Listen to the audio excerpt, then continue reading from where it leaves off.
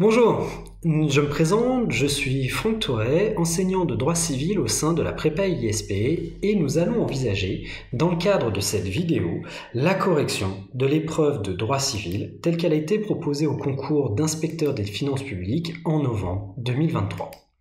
Alors, nous allons d'abord envisager quelques remarques générales pour ce sujet, puis je vous expliquerai pour les deux sujets que vous aviez à traiter, les éléments qui étaient attendus dans le cadre de vos copies. D'abord, cette année, comme les années précédentes, finalement, vous deviez traiter deux sujets distincts. D'un côté, un sujet de dissertation, très classique, et ensuite un cas pratique également relativement classique. Dans les deux cas, que ce soit la dissertation ou que ce soit le cas pratique, vous aviez une épreuve commune, une thématique commune entre les deux, à savoir le droit de la famille. En dissertation, il s'agissait bien plus d'un sujet plutôt théorique, on va dire, de dissertation, plutôt orienté droit substantiel, tandis que dans les cas pratiques, il s'agissait plutôt d'envisager le droit processuel en matière notamment de violence conjugale. Alors je dis plutôt processuel, car c'est un peu une particularité en la matière, c'est que c'est souvent des sujets qui sont, on va dire, un peu à la frontière du droit substantiel et du droit processuel. On nous l'indique dans l'énoncé, et j'y reviendrai, que vous devez traiter uniquement sous l'angle de la procédure civile. Néanmoins, une partie de la procédure civile en la matière est appréhendée par le Code civil et non par le Code de procédure civile. Donc c'est un petit peu délicat, toujours en droit de la famille, de distinguer le droit substantiel du droit processuel. Alors qu'est-ce qu'il fallait faire maintenant et qu'est-ce qu'il convenait surtout de ne pas faire dans le cadre de ce concours 2024 tel qu'il a été proposé donc en novembre 2023. Premièrement, ce qu'il ne fallait pas faire. Première chose, à mon sens, c'était de ne pas tenir compte des consignes. Alors la première consigne, qui est évidente, c'est de traiter obligatoirement les deux sujets. C'est écrit en gras, vous devez traiter en réalité deux sujets en un, d'abord une dissertation et ensuite passer en mode cas pratique. D'abord, en ce qui concerne la dissertation, il n'y avait pas plus de consignes, si ce n'est qu'on y reviendra dessus, la maladresse, on pourrait dire, d'écriture de l'énoncé. Ensuite, pour le cas pratique, il y avait plusieurs éléments sur lesquels il fallait être très attentif. On vous expliquait notamment ici qu'il avait déposé une main courante, ce qui avait une importance. Autre élément qui était très important, c'est qu'on vous disait qu'il fallait traiter uniquement sous l'angle de la procédure. Et il fallait ici répondre très nettement aux questions posées. En lisant l'énoncé, on peut assez facilement dévier, on pourrait inventer des sortes de questions à se dire, bon, on nous interroge par exemple peut-être sur la procédure de divorce ou sur le divorce en tant que tel, car c'est une évidence, dans cette situation-là, il y a bien ici une faute à l'origine du divorce. Néanmoins, c'est pas du tout ce que l'on nous demande, au contraire, on nous demande ici déjà de répondre à 3 questions précises. Première question, quelles sont les conditions pour obtenir la délivrance d'une ordonnance de protection? Deuxième question, quelle est la procédure? Et enfin, quelles mesures peuvent être prononcées? Donc ici, on a des questions extrêmement précises et en plus, on nous impose une consigne, c'est qu'il faut traiter ces aspects sous l'angle de la procédure civile. Donc ici, appréhender la question sous l'angle du divorce, ça relève plutôt du droit substantiel, c'est être hors programme. Donc ça, c'est ce qu'il ne fallait pas faire. Également, au titre de ce qu'il ne fallait pas faire, c'est de ne pas gérer son temps. Et là, c'est véritablement, à mon sens, une difficulté spécifique au concours d'inspecteur des finances publiques, c'est qu'en fait, vous avez 2 épreuves en une. Or, il peut être tentant de se dire, bon, on va faire 50-50 pour la dissertation et 50% du temps pour le cas pratique. Néanmoins, il faut tenir compte d'un autre paramètre, c'est la difficulté également des sujets. Mon premier sujet de dissertation, à mon avis, le sujet de mariage pour tous, qui est assez maladroit, je vous l'expliquerai comme énoncé, c'est pas un sujet difficile, on peut l'appréhender de manière extrêmement rapide. En revanche, sur le cas pratique, on a quand même des points qui sont à aller chercher et on a en tout cas besoin ici, à mon sens, d'avoir déjà de bonnes connaissances, mais aussi de réfléchir un peu plus sur le fond que sur l'épreuve de dissertation, qui à mon sens n'exigeait pas en réalité beaucoup de connaissances sur le fond, même s'il en fallait, il fallait surtout connaître les institutions en matière de droit de la famille. Alors maintenant, qu'est-ce qu'il convenait de faire? D'abord, au niveau de la dissertation, il fallait, à mon sens, impérativement tenir la démonstration. mais c'est la même chose sur le cas pratique. On avait des règles et il fallait ensuite vérifier si on pouvait, ou non d'ailleurs, les appliquer à l'espèce. Sur la dissertation, d'abord, il faut tenir un raisonnement. Les raisonnements est le suivant. En droit de la famille, c'est une matière avec un fort ordre public en raison de la dimension institutionnelle du sujet. Dès lors, à mon avis, il fallait surtout mettre en avant déjà cette évolution du sujet et donc de mettre en avant l'évolution de la notion de couple qui est derrière. Le mariage pour tous intervient à la suite du concubinage homosexuel, intervient aussi après la consécration par le Pax de cette relation homosexuelle et la loi du 17 mai 2013 fêter les 10 ans, c'est certainement ce qui a justifié ce sujet, et finalement l'aboutissement quasi ultime de la reconnaissance des droits pour les couples homosexuels. Donc ça, c'est un premier élément. Ensuite, toujours dans cette idée de tenir la démonstration, dans le cas pratique, il fallait ici appliquer vos connaissances au sujet. Vous voyez, de trouver des solutions dans le cadre des ordonnances de protection, qu'est-ce qui serait le plus approprié finalement pour vous en tant que juge, d'une certaine manière, en tant que magistrat, pour tenir le raisonnement. Donc 2 éléments, une démonstration et à mon sens, mettre en avant l'évolution du sujet. Alors, quelques éléments maintenant de correction pour ces 2 sujets, tout d'abord le mariage pour tous, et ensuite sur le cas pratique. Tout d'abord, pour le sujet le mariage pour tous. C'est une maladresse dans l'énoncé de ce sujet de dissertation, dans la mesure où ce n'est pas le nom de la loi. En effet, la loi du 17 mai 2013 s'est en effet appelée un temps la loi ouvrant le mariage pour tous. Néanmoins, les députés se sont très vite aperçus que c'était une maladresse, puisqu'en réalité, cela n'ouvrait pas le mariage pour tous. Et il y a toujours, en matière matrimoniale, des interdits qui demeurent. On ne peut pas se marier, par exemple, avec ses parents. Ça montre bien qu'il n'y a pas de mariage pour tous. On ne peut pas, alors même s'il y a des dérogations très limitées, on ne peut pas se marier si on n'a pas 18 ans. Pas plus, d'ailleurs même avec les dérogations, on ne peut pas se marier lorsque l'on a 10 ou 12 ans. Ce n'est pas possible. Également, c'est un interdit en droit français, on ne peut pas se marier plusieurs fois en droit français. Alors, sauf s'il y a eu des divorces, évidemment. Néanmoins ici, et c'est ce qui montre bien que cette loi ne pouvait pas s'appeler le mariage pour tous, et qu'elle a été reformulée, c'est en réalité la loi ouvrant le mariage aux personnes de même sexe. Donc ici, il fallait déjà reformuler le sujet de manière élégante. Bien évidemment, il ne fallait pas relever dans vos copies cette imprécision terminologique. Donc, la loi ouvrant le mariage pour les personnes de même sexe. Et là, dans ce sujet, à mon sens, c'est le paradoxe qu'il fallait mettre en évidence dans votre démonstration. Il fallait en réalité maintenir le raisonnement au regard de l'évolution de la notion de famille. Et vous allez voir qu'en réalité, cette évolution de la notion de famille, certes, le mariage pour les personnes de même sexe peut sembler une révolution, en réalité, ce n'est pas tant un changement profond de nos institutions familiales. Vous allez le comprendre. Traditionnellement, et là c'est une conception extrêmement classique que je vais vous donner en matière de mariage, c'est la conception du Code civil. Dans une conception très traditionnelle, le mariage sert à quoi? Le mariage sert à procréer. C'est la conception très traditionnelle, mais conception qui demeure toujours. Exemple, la présomption de paternité. L'on a toujours en droit français cette présomption de paternité qui est, on va dire, peut-être le dernier bastion, le dernier privilège accordé en matière de mariage. Donc ici, le mariage en réalité pour les personnes de même sexe peut sembler être une révolution. En fait, en matière de mariage, on a toujours cette tendance entre d'un côté la dimension institutionnelle du mariage et de l'autre la dimension contractuelle du mariage. C'est le débat doctrinal très classique en matière matrimoniale et c'est vrai que le mariage pour les personnes de même sexe est allé dans le sens à renforcer cette conception du mariage en tant que consentement et pour certains cela affaiblit la dimension institutionnelle.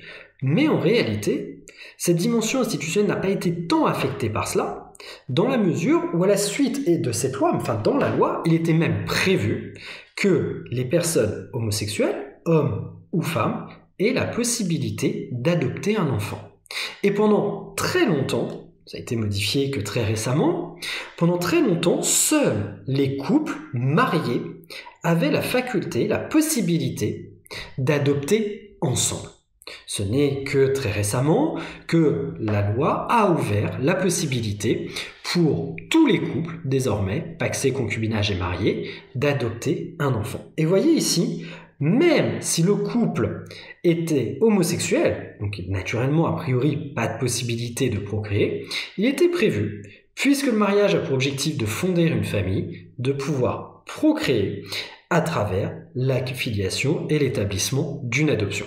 Donc à mon sens, c'était vraiment cette idée qu'il fallait mettre en avant toute l'évolution en matière de mariage pour les personnes de même sexe, avec le rejet initial par le législateur, ensuite l'incitation de la Cour de cassation à modifier ici le dispositif, l'appel du pied de la Cour de cassation de dire bon, ce n'est pas mon rôle de faire évoluer la question sur ce point, c'est le rôle du législateur d'insister ensuite sur la loi du 17 mai 2013, puis de mettre en avant l'ouverture vers de nouveaux droits. Et à mon sens, c'était les deux grandes idées qu'il fallait développer. La consécration tout d'abord du mariage pour les personnes de même sexe, et ensuite, dans un deuxième temps, la reconnaissance accrue de droits pour les personnes mariées, aussi bien au niveau de l'adoption, et on pouvait aussi envisager toute la question de la procréation médicalement assistée également, et de la gestation pour autrui, avec ici, dans une première sous-partie, peut-être en grand 2A,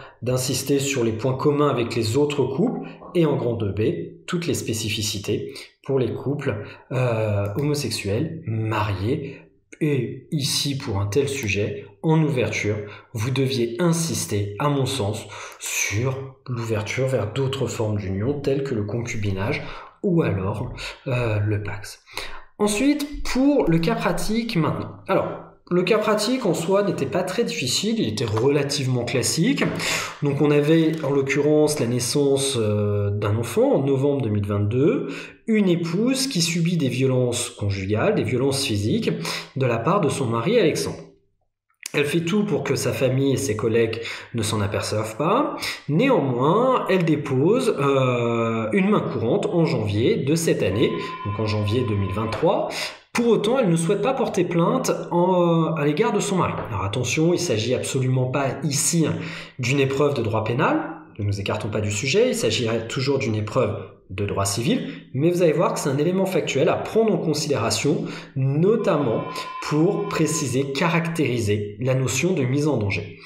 Et ce lundi, on n'a pas de précision temporelle, Alexandre est rentré après avoir bu avec des collègues dans un bar près de son travail.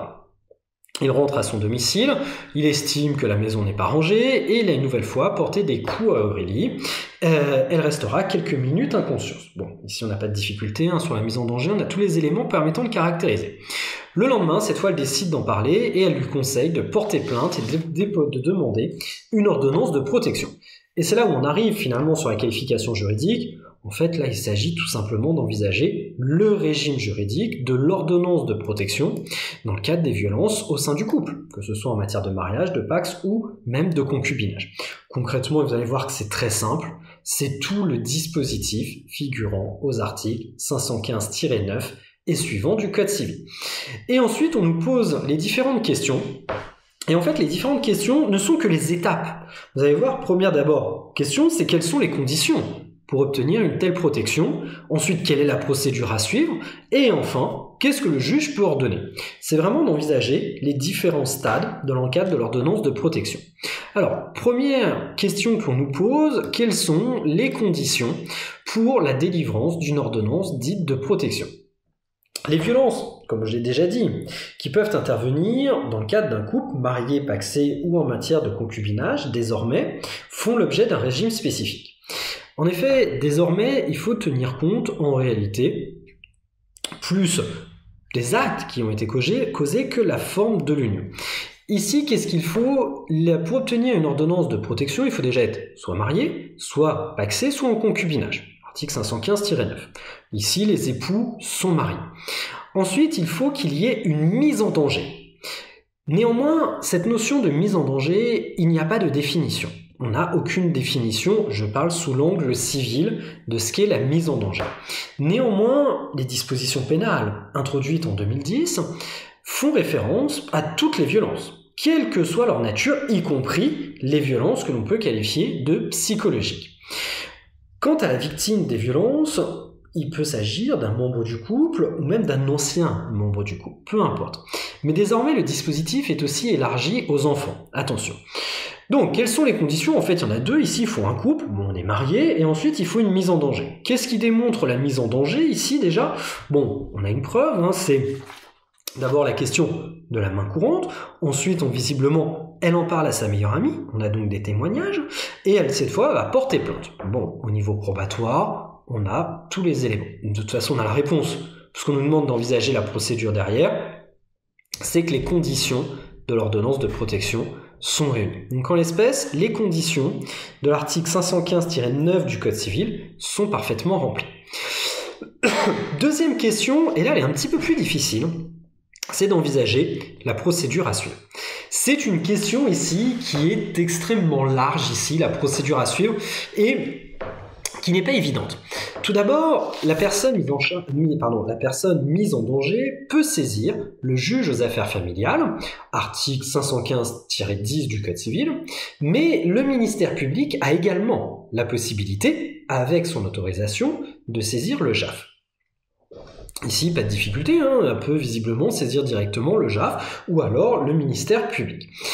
L'exigence, et c'est à mon sens pour cette raison qu'on vous l'a indiqué, l'exigence d'une plainte préalable n'est absolument pas requise. Article 515-10 du Code civil. Donc le juge, comment est-ce qu'on va le saisir? Et là, je ne suis pas certain qu'on attendait autant de précision dans le cadre de vos développements. C'était de déterminer comment saisir le juge. Et là, on rentre vraiment dans le cœur de la procédure. C'est l'article 1136-3 du Code de procédure civile, tel qu'il a été modifié, précise que la saisine peut se faire par requête. Donc il s'agit d'une saisine ici par requête. Une fois qu'il y a eu la requête, la procédure va suivre son cours, mais au-delà de la requête, il est tout à fait également possible de saisir par voie d'assignation à une date d'audience qui va être communiquée au demandeur. Une fois que le juge va être saisi, de la requête ici, le JAF va rendre sans délai une ordonnance afin de fixer la date d'audience. Au moment de cette ordonnance, le juge va se prononcer le plus rapidement possible afin de faire cesser les violences. Troisième question maintenant, et à mon sens c'était la question la plus factuelle du cas pratique, c'est quelles sont les mesures qui peuvent être prononcées par le juge. Alors, qu'est-ce que peut prononcer le juge comme mesure en l'occurrence? Le JAF, oui, est encadré, bien évidemment, par le dispositif, mais l'article 515-11 du Code civil établit une liste exhaustive des mesures qu'il peut prendre. Et cette liste a été complétée au fur et à mesure des différentes réformes. Il peut, par exemple, à titre d'illustration, empêcher les personnes de se rencontrer. Donc ici, il pourrait tout à fait décider d'instaurer un périmètre de périmètre de sécurité. Il peut aussi empêcher l'auteur de porter une arme, par exemple, ou lui proposer une prise en charge sanitaire, sociale ou alors psychologique, voire un stage de responsabilisation pour la prévention et la lutte contre les violences faites au sein du couple et les violences également désormais sexistes. Mais sa mission la plus importante, en fait, va être simple. Ça va être de statuer sur la résidence séparée des membres du couple. C'est-à-dire de statuer concrètement sur le logement familial. Classiquement, le logement familial est attribué à la victime. La prise en charge des faits pouvant alors être pris en charge par l'auteur des violences. Et ensuite, il va aussi se prononcer, et là je pense qu'on pouvait gagner des petits points, il peut également, le juge, se prononcer sur toutes les modalités de l'autorité parentale, d'exercice de l'autorité parentale. En effet, s'il est violent, qu'il y a un enfant, le juge va peut-être devoir prononcer également un retrait de l'exercice de l'autorité parentale, ou en tout cas un retrait en un exercice de l'autorité parentale au moins encadré, etc. Donc voilà ce qu'il fallait envisager, les grandes lignes de correction pour cet concours en droit civil, pour le concours d'inspecteur des finances publiques. En guise de conclusion, qu'est-ce que l'on peut dire de ce sujet?